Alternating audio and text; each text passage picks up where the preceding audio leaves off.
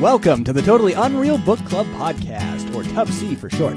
This podcast is in association with and comprised of the Voices of Anarchy Improv comedy group, and we are here to discuss our favorite totally unreal books, movies, video games, etc. on a weekly basis.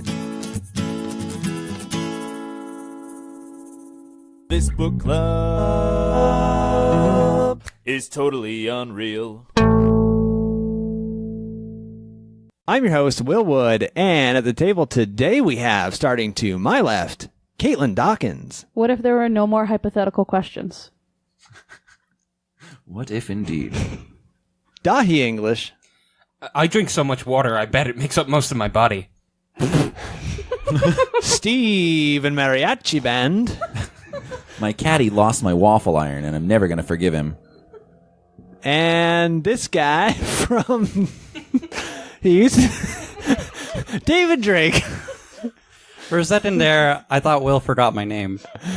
David used to be an old alumni. Well, he is an alumni. He used to be a member of the Voices of Anarchy Improv comedy group, but today he's back in town and he is on the podcast, and he also picked our book. But before we get to the book review for this week, tell me, David, what book did you pick? Wow, that kind of threw me there, Will, but I really love your enthusiasm. Actually, I wanted to start by saying you guys are incredible. I mean, I don't know how. What book did you pick, David? Every week, you guys find the time to read a full novel, come here and talk about it, and generate some great content. And I'm not quite that strong, so I kind of decided to recycle a book that we kind of did in high school, just so it would be easier on me.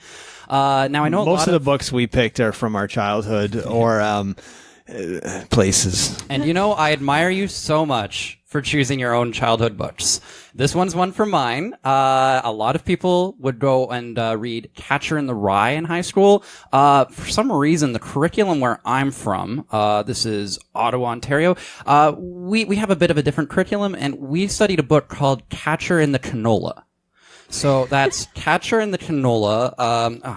Forgot the author's name. It's been years. Just Louis Sherslosky. Yeah, Sherslosky. Yeah, Sherslosky. He's a great guy, really great. Or at He's least from Ottawa, isn't he? Well, not originally. No, better than me. I never really studied the author. I mean, I just wrote the essay and then I dug up the book for this week. No, not originally. He died in Ottawa. Oh, right. But he's like a bit of a legend there, right? He died in Ottawa. His resurrection happened in Cambridge, Ontario. Yeah. But he was born in Saskatoon, Saskatchewan. Yes. A real Canadian hero. Mm-hmm. Yeah. Real Jack. Yeah, his parents were both Japanese. Yes, that's relevant. Well, with a name like Sherslosky, what else would you expect? Now, I want to say that I actually I struggled quite a lot reading this book because it's written entirely in Canadian, and I couldn't understand half As of an it. Irishman, you don't have a strong grasp on Canadian, I can tell you that. Yeah, that's true. Well, and you can understand why it's so important for someone near the capital of Canada, Ottawa, to read a book in Canadian. It's crucial, really. Yeah, can you explain to us the differences between Canadian and Canadian English? Canadian and Canadian English? Yeah, the two languages, Canadian English, which we all speak, and then the book written in Canadian. Okay, so Canadian is where there's a lot of like aboots and a's like added on and sprinkled throughout like the average sentence. And sorry, that was Canadian. So Canadian English, on the other hand, is when you accidentally switch your keyboard into Quebec and then the question marks turn into the e's with the accents. That's Canadian English. The accent over the A is called a fada. Is it? Yeah, Dahi has one. He made it. I did. Your name is Canadian English? Yeah, Canadian Irish. Not a lot of people know, but the Vikings from Ireland actually sailed over to Canada and stole it. Huh. Yeah, it's true. So I like that this book takes place in prehistoric times. There's a lot of dinosaurs featured. Mm-hmm. Back in the canola fields. Yeah, and also the canola mines and the canola canos, which they were big Jurassic period, just like kind of like a volcano, but instead of like liquid hot magma, you'd get liquid hot Canola, which you'd think would be called canola, but back then they called it Canola because It's just how the accents evolve over time, right? yeah, and you know, there's a little bit. I mean, I suppose you would call this fiction, historically speaking, anyway. Canadians. Isn't that what matters? Well, it depends. It's sort of historical interpretation. fiction. Like it's based on historical fact, but the story itself is fiction. Yeah. Now, Canada was founded in a different year than the one in this book. 1867. That's what I said. And so of course this takes place in 18,000 and 8700 BC. Oh, I forgot those zeros. Yeah. There's two of them in the middle and then two on the end. 3 on the end, actually. Well, I mean, my math is. One might have been in a decimal place before. See, the I learned Canadian math, where anything over 50 is good. So this is way after 50. That's fair enough. Yeah. Yeah. Anyway, Some might say good. Some might say good. the romance aspects of this novel are very few and far between. And by the way, I'd love to interject here. Will, I always love how you always like highlight the romance. Like you're clearly a very sensitive man, and it's great to have more of that. Only when you touch me. But thank you. Well, I like to look for the romance where I can, because It's Trouble in Paradise. no, well, Right there. yeah, just Wait, really? be cool. No way. Be cool. One told You're me. not even gonna look at me? Clearly not listen to the other podcast. Don't. I try not to look at anybody at any time for any reason.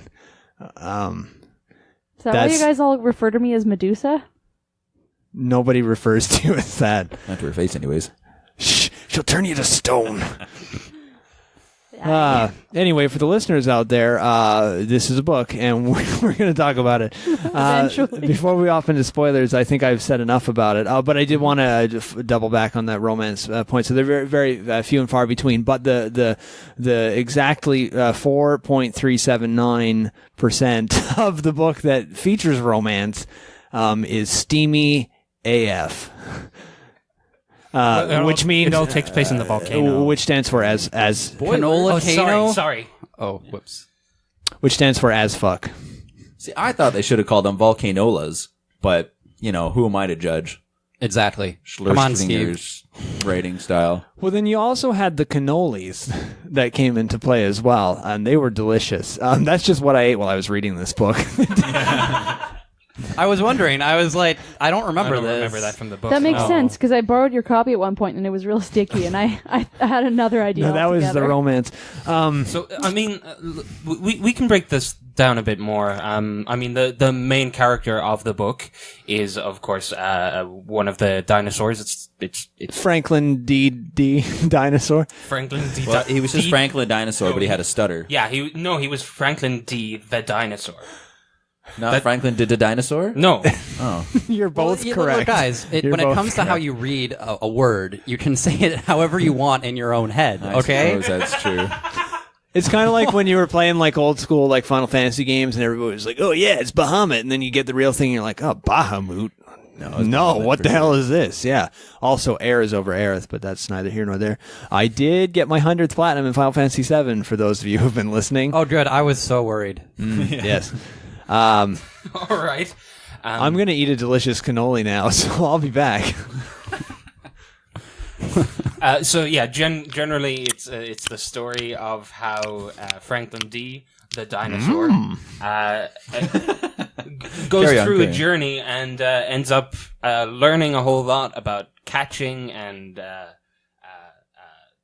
Releasing releasing and The canola, and- yeah. yeah. It's It was in the canola like I fields. don't want to get into spoilers. Is the thing. Butterflies. Well, okay, and wait. stuff. Started as Maybe what we could do then is read the back of the book. I mean, that can't contain too many spoilers, right? Oh, my cannoli is done. Oh, perfect. good. You're back, Will. Yeah. Go ahead and What read the back of the convenient book for timing. us. I don't feel like it. Well. David, go ahead and read the back of the book. Okay, so let me get it out. Is it Franklin D. Dinosaur or Franklin the Dinosaur again? Yes. 2 Ds, Both. actually. Okay. Yes. I'm just gonna like read it however I interpret it. So please do. Okay, cool. enjoy a story of Franklin the Dinosaur, recently dejected from the cannoli anal. He. I'm sorry. wanders the I'm sorry. The cannoli Have anal. the word anal put in there? Is it drawn in? Or it sounded like. Hey, Will, did you mess with my book? Oh, come on, man. That's not cool. No, I've got my copy here as well. It's on there too. It's printed on there. Just Oh, says wow. Yeah. I actually I didn't read the back of this book. Well, so Franklin's being dejected from the cannoli anal, and he's on this quest to really catch the meaning of life. And come join with this existential question, why? That's it, eh? That's it. That's it. It makes you wonder, like, why the journey or why the book? I mean, Why am I Why- reading what's the this? point Why of the life, question? really? We're going to jump into spoilers right away, but before we do, I'd just like to open to the front and read the foreword real quick from the author. Hey, humans.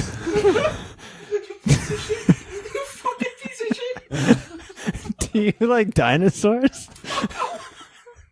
I'm sick of this. He hates forwards. I'm sick of this. I don't write At it. least 6 or 7 words. Doesn't carry on.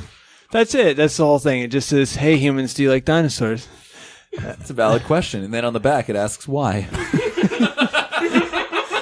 There's actually it's a unique marketing tactic for this book because there's actually a detachable sheet there where you can write in your answer, and it comes with a self-addressed envelope, like a postage paid self-addressed envelope to mail your question into the author, or to the answer to the question into the author as to why you like He was dinosaurs. just taking Which a was poll. a really dumb move, I think, because it must have been inundated by like envelopes with just like Well, yes, especially from Ottawa. Well, I mean, clause. Well, they no, don't you have see- to you see, open them. The point is, right, that if he just gets an answer that says yes, he knows then that people haven't read the book. Because Or the question. yeah, it's true. So as You're right, Dahi. I cannot disagree. as we go through the book, we'll figure out exactly what answer he expected to receive. That Why? is sort of the very It's the crux of the book. It is, yes. I would also like to note that I bought 17 copies of this book over my childhood, and used 17 again. well, I didn't say 19, and used each envelope to mail a prom proposal to the author. Because I just figured I would get it in early, and he responded only 4 times. To which I sent him a peanut in response. Like, I took a peanut and put it in an envelope and mailed it to him. It doesn't make any sense, but spoiler warning going up. Warning. Incoming spoiler. Warning. Incoming spoiler. Okay, now we're in spoilers. Spoil away. Okay, so okay, I just want to put this out there. I thought it was ridiculous that, with his tiny little dinosaur hands, he was supposed to learn how to fish. I just didn't get it. Yeah. Well, you're getting a little ahead of yourself. What was his but- name again? Franklin D, the dinosaur. I know. Well, he was Just making sure you. Why he, question? he was a stegosaurus. He had huge arms.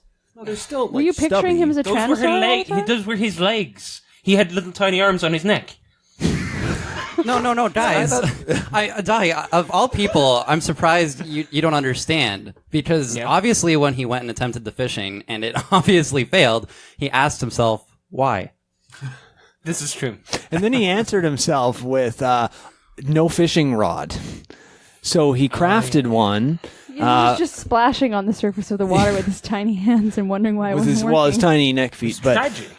Tragic. I cried a little bit. And now I do want to, for context for our listeners here, that Franklin got dejected out of the cannoli anal, and that is when he decided to try fishing. This is like his first attempt For at the answering. for the listeners, can you just explain what the cannoli anal is? And how does one get? And I'm pretty sure it's Dejected spelled from one? ANUL, but explain it. I believe that was a production issue. It's supposed to be that Canola volcano, and I think that they just misspelt that part several times throughout the book. And in terms of dejected, well, that's just Canadian for ejected. Oh, that makes sense. Clarifying for our American listeners. And Canadian. Well, I care We about all of actually- our listeners equally, guys. We have quite a few New Zealand listeners actually. Really? Yeah, so shout out to you, NZ. Oh, great to hear about that, eh? That was not your New Zealand accent, I hope. No, I'm Canadian! Oh my god, I'm giving them a friendly Canadian hi. Is that such a problem? No, it's not a problem at all. I just wanted to make sure we weren't offending our very few fans.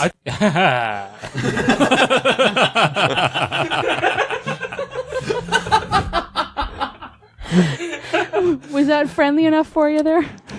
Don't laugh at our few fans. We need them. Oh, man.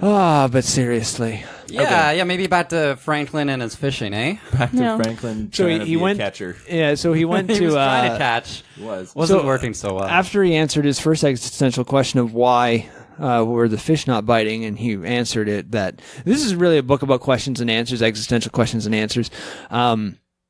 And so he answered that with that he didn't have a fishing rod. Or a net, for that matter. That would have and also sufficed. Also, that being the year of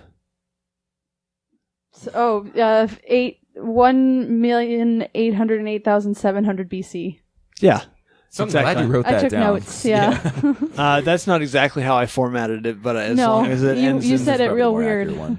But anyway, being in this year, he also asked himself, what is a fishing rod? And he answered that too, with, I will invent it. And so he went off to go invent a fishing rod. He used some assistance from his friend, the Trilf. Tyrannosaurus Rex, I'd like to fish with. The W is silent. The W is silent in the acronym, not when you say it, the acronym out loud. And you know, I really love the Trilf because it's a real symbol of a crutch. Because Franklin, instead of like trying to fish himself, he had to rely on the Trilf. Yeah. And I mean, this is something that we went over and over again in high school. Was like, okay, why is this Trilf character involved? And it's because Franklin is not capable of actually finishing a task himself. So it's something really for us to learn from. You know, try not to rely on a Trilf crutch. Yeah, the Trilf is also the symbol for a crutch because that particular Trilf had a large hole missing from one of his legs, and he was just kind of shaped like a crutch. So literally as well. Well, no. I have the book right here, and like it says the Trilf was shaped like a crutch, like verbatim. Page Yeah. 63. Yeah, and then it goes into explain in excruciating detail the hole and the shape in his leg and everything like that. Yeah. But I mean, if you're really that interested, you can go out and buy the book yourself and read it, right? Can you? Can you? Hopefully people do Tricky after one to they... find, but you can get Yeah. it. It's not. You can find it in Amazon. Amazon.ca. Oh, Yeah. It's Canadian required Amazon, of reading, course. right? In Ontario, near Ottawa. Yeah. So So Franklin and the Trilf are That would have been a trying better to- title for the book. I'm just going to say that now.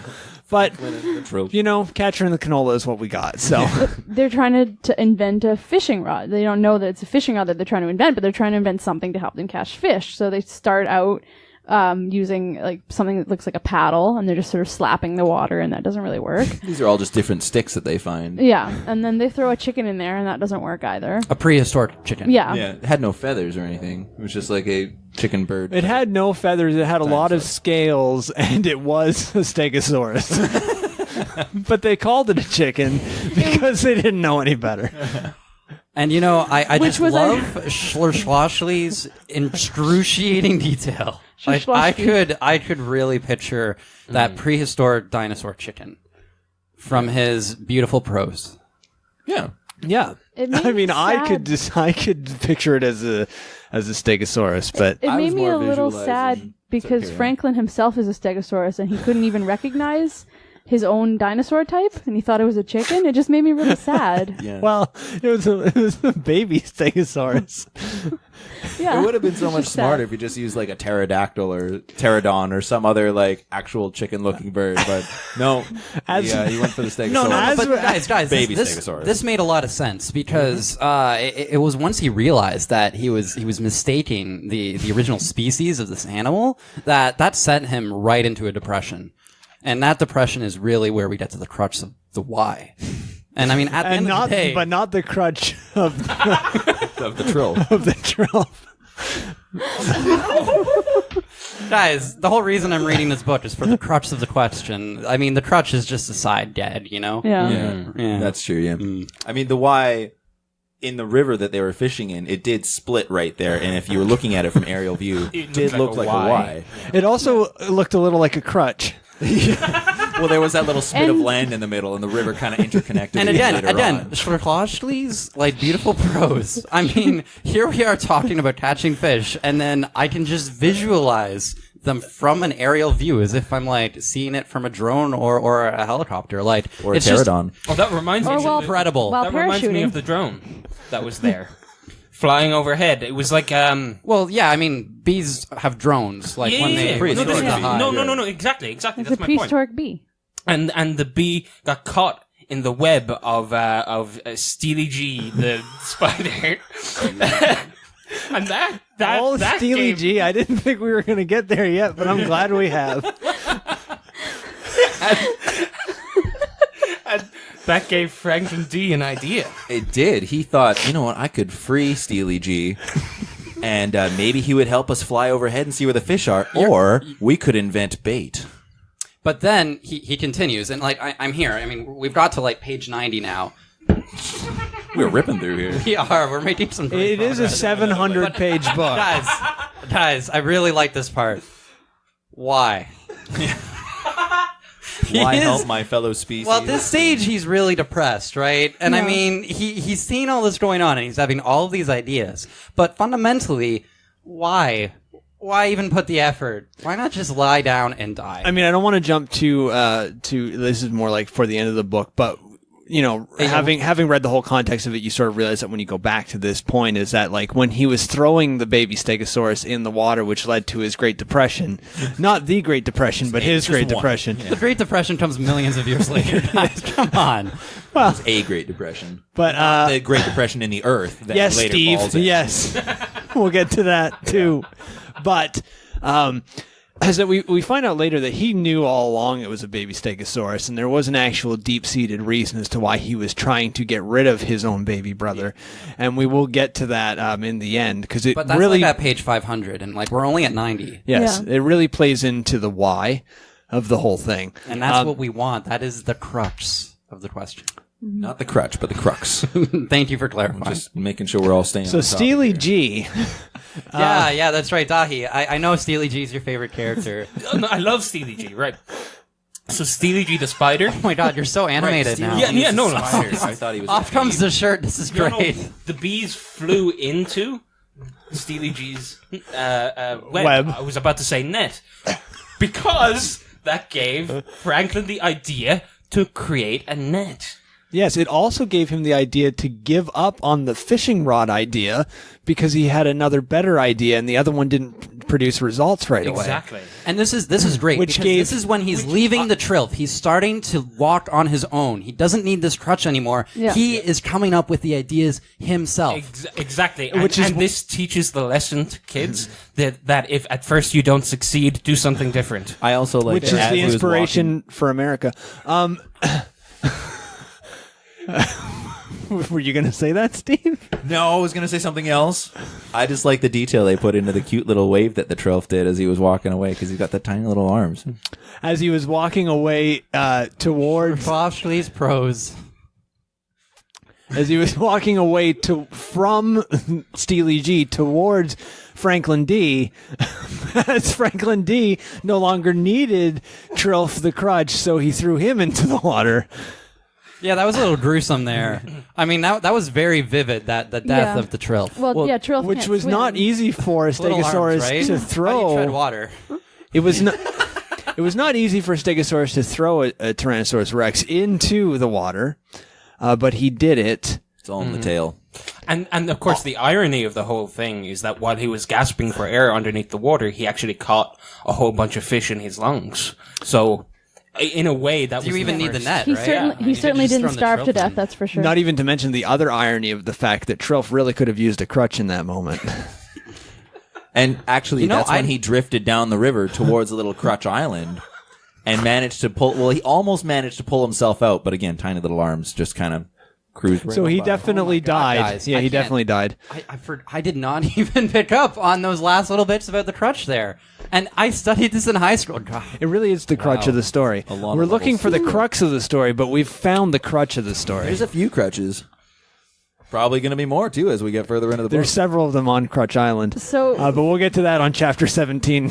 Welcome to Crutch Island. Franklin uses his newfound plan of the fishing net instead of the rod. And he's found the motivation to like climb out of his depression, both Yeah. the physical one and his mental state. Yeah, his motivation is to reach Crutch Island. So yeah, he goes on a journey to reach Crutch Island because he knows there's a village there and he wants to sell his idea to the village and spread the word. So he packs up his 4 other younger sisters and brothers that he hadn't thrown in the water. Because he may have needed them if you got like stuck in a drift at some point Yeah. and needed just some momentum to get and out of he it. steals Steely Dan's home. Steely G's home. Out from under Yeah, we haven't him. even gotten to Steely D. Yeah, and so he takes his fun home, fact, his web, and Steely then just G's leaves. steel. The house that is stolen made of steel. It's a steel spider web. Well, Yeah. that is Steely That's how D. he got his name. Steely G calls the web Steely D. Yeah. which of course is the inspiration then for steel wool. Million known years fact. ago, people. Million years ago, that's where steel wool came from. Well, according to Schlossky, At least according to him. Thank you guys for pronouncing his name all these times because I'm not even making an effort or an attempt because I know I'm just It going to get is it wrong. it is quite challenging, and just imagine. I feel bad for the people who want to go and buy this book, like trying to Google Schlossky. Yeah. I don't know how. I tried Snuffleupagus because it was the closest thing I could remember. interesting is that the listeners out there may think, hey, they're saying the name slightly differently every time, but that's actually how his name is spelled. He spells it slightly differently every time he writes it. So it's Adds to the difficulty of Googling. Yeah, it's kind of an anonymity thing, which he really should have thought of before he, gave everybody self-addressed and paid for postage stamps to his home.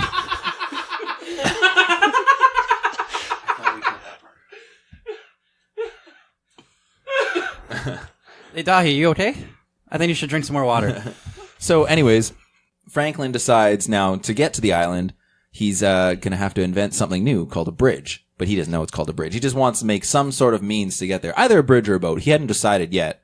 So He was working on the chorus for the most part. Well, he needed a song to sing while he was doing all his inventory. So he did, and they actually wrote that song in the book. Now, I don't know what the tune was exactly, but the way I interpret it was kind of like, need a bridge, what's a bridge? That was the song. Wow. Yeah, That is Franklin- exactly how I heard that song. Franklin might repeating be him while he was working Over on it. and Franklin might be really bridge. smart, but his song sure isn't well versed. bridge? Need a bridge. What's a bridge? And his brothers and sisters just kind of followed along, bobbing their heads, and be like, Need a and then they bridge. harmonize a bit like, oh, can't do the high ones. Never mind. There was no harmonies. Never mind.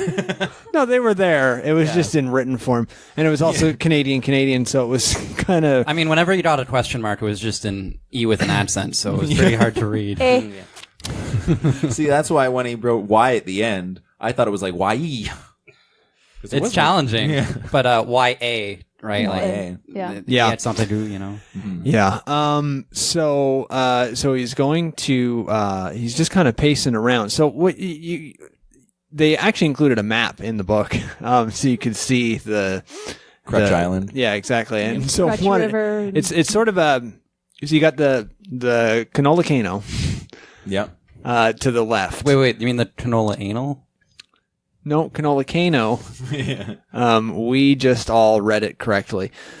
So So you're looking at the, so if you, now you imagine you're looking, I'm going to describe this as best I can Yeah, for listeners. yeah. So you're looking at the map / drawing, and to the left of you, which you would assume is the west, but you're not sure. The left of you, the left side of the map. If you're looking straight onto the picture, held the right side up, to the left of the picture that's where the Canola canos are. Okay. Then in the middle of it is a giant inlet, sort of, which becomes a river and branches into two paths and then meets up again. And Crutch Island is in the middle of that. Yeah. And it's maybe 67 kilometers from the inlet. Give or take. Yeah, the scale is hypothetical. Then you've got the beach, which is where Franklin made his home. And then there's a little, just before the Canola canos is a little, sort of cave just off to the left there. And that's where Steely D made his nest. Steely D was his nest. Sorry, yes, that's where Steely D existed. And then, to the right of that, you have, The canola fields, right? Yes, the canola fields. And then slightly to the right of that, you have the forest of no return. And, that's where the bees came from. But they did not return. Mm-hmm. And then you missed just to the side of the river. There was just that tiny little circle that says the Great Depression, Which was actually a very early beginnings of the Grand Canyon. Ah, Mm-hmm. Yes, because all the dinosaurs kept tripping in the Great Depression, They kept making and it it just bigger kept and getting bigger bigger. and bigger. And little known fact, this was the inspiration for the economic event of the Great Depression. interesting. Yeah, it's true. Yeah, it was definitely a planned event. Yeah. It was inspired In from this dinosaurs. hypothetically fictional book. I mean, it did involve oil, right? Yeah. Wait, There you go. something I noticed after all this is like all the catching that's been happening, the fishing, the catching. It's not been in the canola fields. It's all been closer to Crutch Island. It's Well, quite we're getting to that. Yeah, I mean, we're getting to that. Will, why don't you continue the story there? Okay. So he's walking around singing his "What's a Bridge? How I I Bridge." said continue the story, not That was the second. If you that was carry on the second story, we'll sing the song to like emphasize. What's a bridge? Sing about bridges. I forgot. The song is all wrong, but it's fine. So he's pacing around, and he steps on his littlest sister, and she dies. She fell into the Great Depression. Which sent Franklin into a greater second. depression. Yes. And again, he has to ask himself, like, why? Yeah. Why build the bridge? Why do anything? Like, I mean, I have 3 siblings left. If I do anything else, are they also going to accidentally die? Well, in fact, it was his depression became so great that he just decided to end it all. So he was going to drown himself in the inlet. Mm-hmm. And as he got in there, he then realized for the first time ever that he floats. And so he was just like, oh, I'm the bridge. Exactly. Yeah. So he gave up on that original idea and And he looks at his little brothers and sisters, the remaining ones, and he's like, hey, you'll float too. You'll float too. You'll get a float. You'll be floating. Everybody floats. floats for everyone. So the little brothers and sisters all get on the water and they all drown. Yep. Yeah, because they could not float. Yeah. Well, they hadn't grown enough to They grow didn't their have the float air sacks bladders. yet. Yeah. Air bladder. Yeah, Yeah. that's the more technical term. I prefer float sack, but You prefer all kinds one of man's sacks float right now. sack is another man's Slosh, air we use bladder. both terms, so everyone's right here. Yep. So now he is the bridge, and he then realizes that a great travesty has taken place because Steely G is trapped in the canola fields. Mm-hmm. So he goes back for Steely G, and he picks up Steely G, and he doesn't really know why because he hadn't had any affiliation with Steely G prior to Saw this the point. bee get trapped in his web. Yes. Well, he appreciated Steely G for giving him the idea, and he was like, you know what, I'm going to help this guy. Not knowing, of course, that he was actually just kidnapping Steely from his family. Right, and then there was also the other aspect that he figured, hey, this guy came up with the other ideas. I could use him and steal more ideas from him in the future. And remember, all of this justification is to answer that key question: why? Why, eh? Yeah, Right. Why? Why? Yes. Why, eh? It's 2 different letters. So if you read them back to back, it just says yeah. Or I, if you read it backwards. Anyways, carry on. So he speaking of carrying on, he carries on Steely G his back. Or rather, he carries Steely G on his back. Yeah, that makes more sense. And so he hops in, he goes into bridge formation, and off through the water they go. And along the way, they meet 4 travelers. And the first traveler is my favorite of the 4 travelers, Chompin' Garmin. Why did you like Chompin' Garmin? Seriously? You didn't like Chompin' Garmin? No. Well, he wore a hat. He just immediately ate Steely G. My favorite character. Yes, I but can see what you're bitter about. But Steely G wasn't dead. I mean, I see He it. said he was dead. He just didn't appreciate being eaten. I mean, who wants to sit in a stomach full of acid, right? Yeah. It's not very pleasant. Well, he he actually had just the hid steel the web that he just like built another one inside the stomach, just above the acid. Yeah, I mean, at this stage, I was really like, Shloshli, like, why are you going into this detail? Like, I really don't care. I mean, I know Dahi cares about Steely G, but I was like, come on. I want to see how Franklin is going to move on. I like how Shishlovsky did not define what Chompin' Garmin was, but he did say that he wore a hat. Which is interesting because I think it may in fact, now I don't know, but in my headcanon anyway, this was the same time period that Magical Dave went back to with the dinosaur, with the hat wearing dinosaurs. Mm-hmm. These two I don't think have ever I met don't before, think but in so. my own headcanon, that's just how I saw it. I imagined it as a swimming giraffe.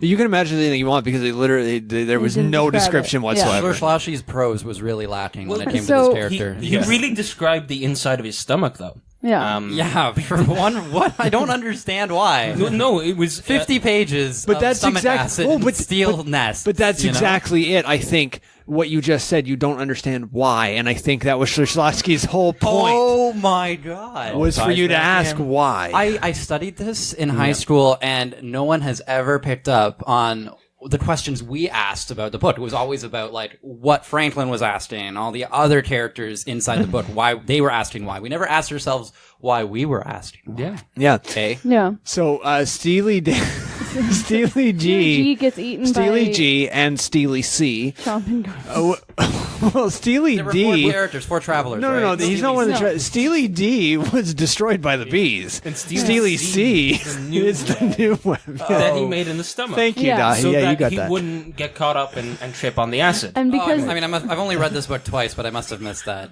Yeah. So the interesting thing next is that Chompin' Garmin carried on his way, just eating anything that came across his path. Found a bunch of fish, ate them, but he was getting no nutrients because Steely G is in his stomach there, just like catching all these fish coming down In the and web. mowing Yeah. down. So this dinosaur's doing everything he can to survive, being the strongest, like biggest predator in the land. Well, we don't know that he was a Starving to death. dinosaur, but perhaps. Yeah, creature.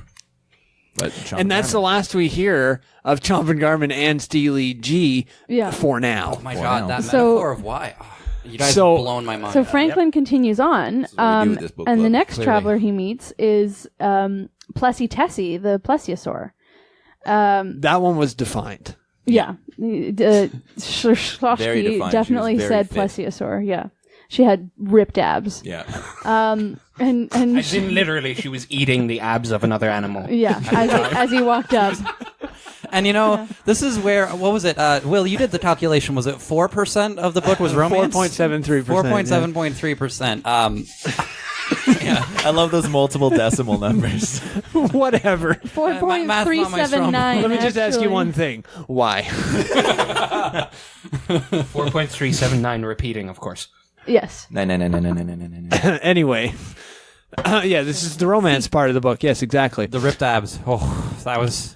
Well, I mean, that if you want to take it in that aspect, but this is the first time Franklin had ever seen a plesiosaur, and this plesiosaur also happened to be female, and it was the first time he'd ever seen a female, and he wasn't so much romantic over it, that he was just very curious and like sort of angry horny. Right. Yeah, he was just like, why? But by the same token, he wanted to impress her, and he had this new invention. He was like, "Hey, have you seen my rod?" And she didn't really know what to say to that. And then he remembered he never actually made a fishing rod, and it was just his sibling. And that's when he took out his net and caught her. Yeah. And so now she was his captive. And I love how they remembered, like, they brought it back to the Thatcher, but again, from that map description, we're nowhere near the Canola, so we still have a ways to go in that plot. Well, there's a big reveal at the end, but yes. I love the reveal. Was it in the Canola? Or I had, like, the cover of the book just said, like, apostrophe N the Canola, so it was like, catch her in the Canola. That's just Canadian. Oh, yeah. So is it in or is it and? Yes. Oh, why? But it was also in the Canola. Gotcha. Okay. Multi-levels. Yes. Schler knows his stuff. Let's take a quick ad break here. This episode of the podcast is brought to you by Amazon.com, where you can order anything for anyone. Amazon.ca for this book. This episode is also brought to you by MILF Magazine. If you're interested, come check out some mothers I'd like to fish with. This episode is also brought to you by Steel Wool. Steel Wool. Steel Wool Company, of course. This episode is also brought to you by Chronology and having the best way to read years ever. Also brought to you by Sleazy Slushies. The best slushies in town. This episode is also brought to you by Decimal Places and Numbers. Why have just one? Why, indeed. This episode is also brought to you by the Great Depression. I feel really sad right now. Such a good one. I'm so sad. This episode finally is brought to you by www.y.com/tubcpodcast. But a few of those are just the letters and others are spelt W-H-Y. Yes. Do you want to clarify which ones are which? No. Okay, they'll find you. And if you go to that website and enter in promo code TUBCPodcast, they'll send you a free Y. I wonder why that is. So back to the book. So Franklin's got Plessy the Tessie in his net. And Tessie the Plessy. And things are starting Plessy to Tessie. steamy AF. Yeah. Oh. Because they're getting closer to an underwater like a vent of hot air. So it's getting really hot. Canola Cano, an underwater. Yeah, it's an Which underwater is exactly Canola when Cano. the third traveler comes into play. Venti the Steam. Yeah. Who is the largest of three Steam brothers. Brothers. The smallest one, of course, being tall, and the middle one being grande. And then there's Venti.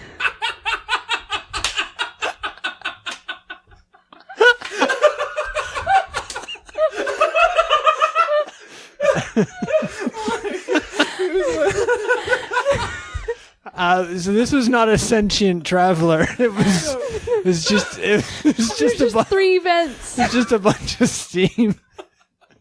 But Franklin considered it a traveler. But we don't know why. That's the big question.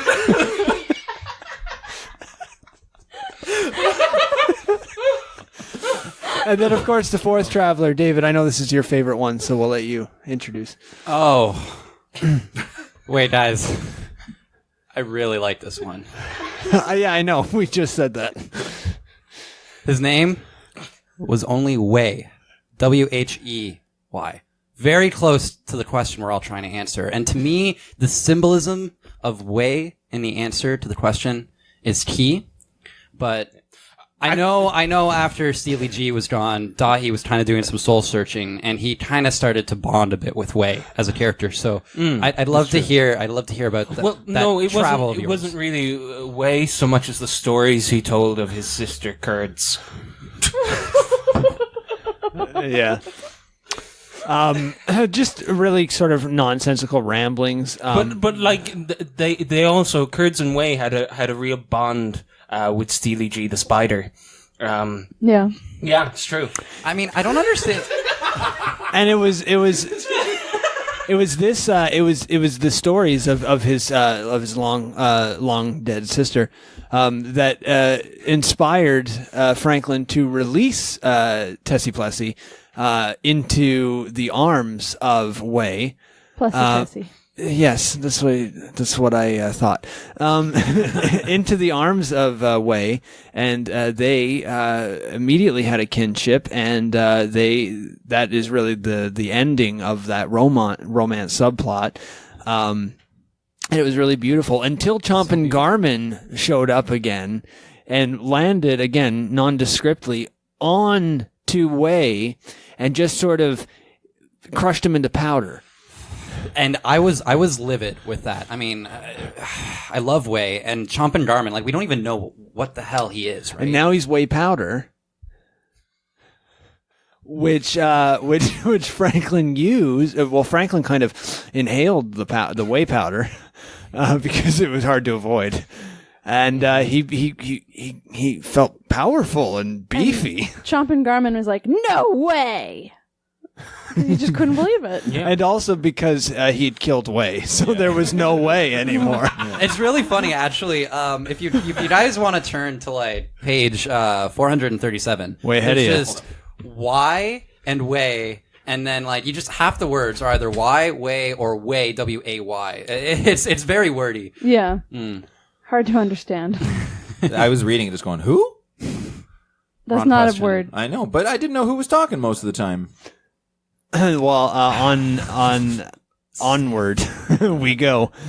So now there was nobody left but Franklin and his. He had one brother left because the other sister and other brother, I guess. No, they drowned. Remember? Yeah, they were all dead. Yeah, but one brother had survived. Well, he managed to float to Crutch Island, and so now Franklin suddenly had a reason to try and get there to rescue his brother, even though he wanted to go there anyway to peddle his wares. Yes, his wares. His net. But what about his wise? Ah, yes. He was not very wise.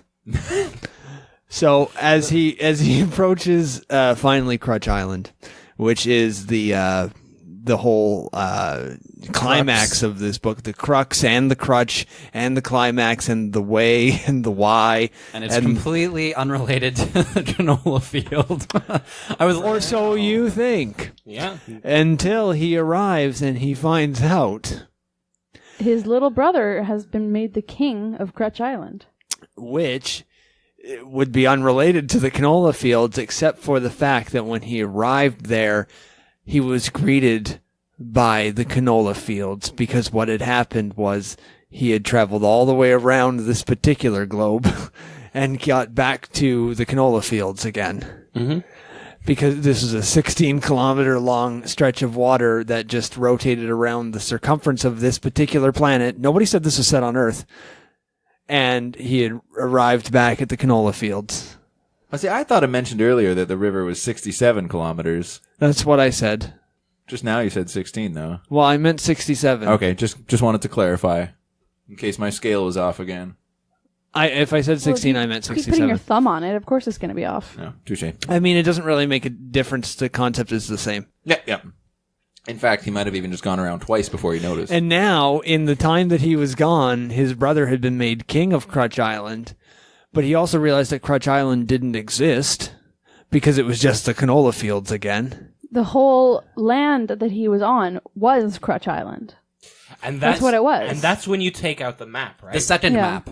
Yeah. No. you find- It Oh, we're was not only- at the second map No, yet? kind of. It was the one map, but you actually had to take out a quarter, start scratching at it, and it turns out the whole place is canola field. And it's just so- scratch and sniff, and it smells like canola. Exactly. Wait. You didn't do that? Yeah, you just scratch it off. It's like a scratcher ticket. Oh, Yeah, it's literally shoot. scratch Yeah, and sniff. And then- no, and I then- don't- okay. And then I you follow. scratch it off, Yeah. and you put it in the envelope, and you send it off. And that's the answer. That's the answer. Oh my god. You're also entered into a draw to win an all-expense-paid vacation to Nova Scotia. Well, this book came out a long time ago, Oh, yeah. in the 90s. That prize has already been given away, I assume. Either that or they're just still collecting entries and have no deadline. Well, actually, there was never any giveaway at all. They just said that, but they never gave it away to anybody. They just wanted to get more envelopes. Yeah. No, Gotcha. and then the thing is, they never really specified the fact that it was that kind of a giveaway, you know? Yeah, They and just wanted people to send it in and ask why. and Wow, actually, I can't Kate, believe that. I mean, I was reading the book, trying to understand the symbols and like a greater meaning, but really, I should have just scratched the map and mailed in well, an application. and you said you didn't even. I think I must have missed all of that, and same with my grade 10 high school class. Well, you didn't even notice the envelope the first time around, right? But as Caitlin mentioned, that they were just trying to collect the envelopes, which is right because every copy of the book had to come with an envelope, but they only had a finite amount of them, so they came up with this whole Recycling win a thing program. scheme so that people would mail the envelopes back, so that future publications of the book they could put the envelope back in. Now,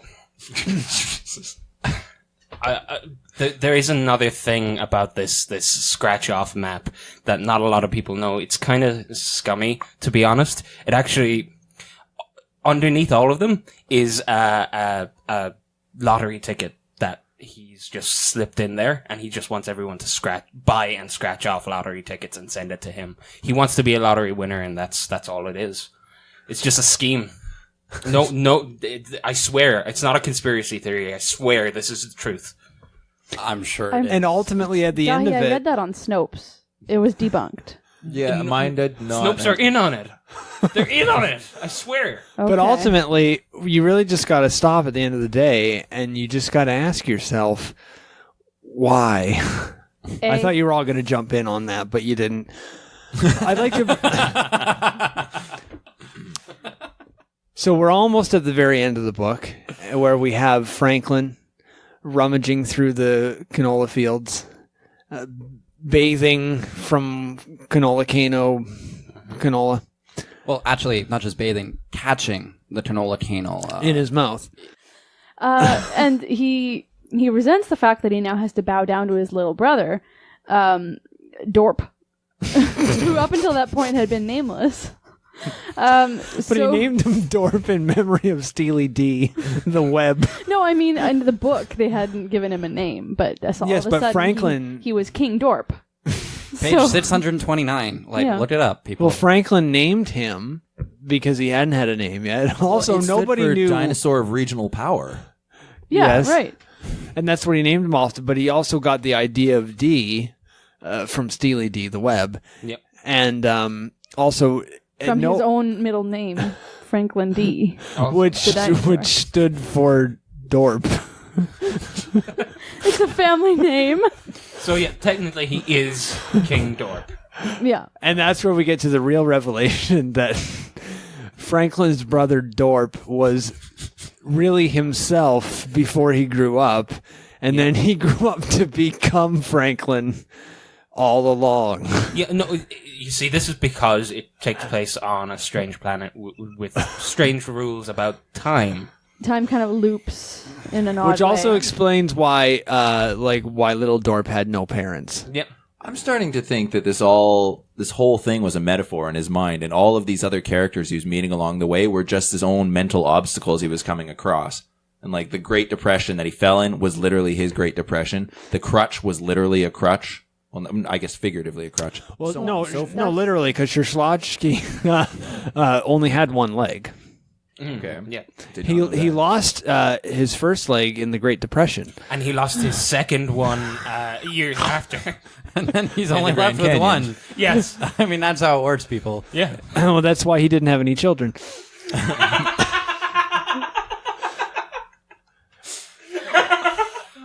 A true Canadian tragedy. Look it up on Amazon. So we find out that he is his own little brother and his own big brother in a weird time loop of... Yeah, we did find that out. Well, But you know what? they didn't specify that exactly, though. I'm Open just to inferring. interpretation. Well, they didn't say that at all. This is just what I got from Yeah, it. this is what I Yeah. got from it as well. Did you get something different?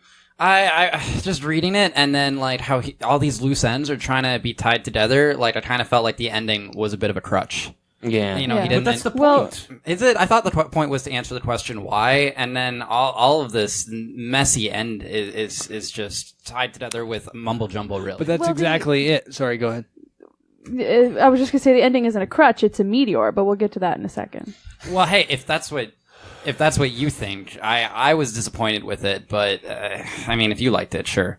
Yeah, I liked it. It was a real explosive end. I'm just curious if you didn't like the end of this book and you picked the book, why? I like what you did there with the question, but Eh? I thought I told you, like, I don't have time to read a full book every week, guys. I don't know how you guys do it. I picked a book that I was forced to read in high school so that...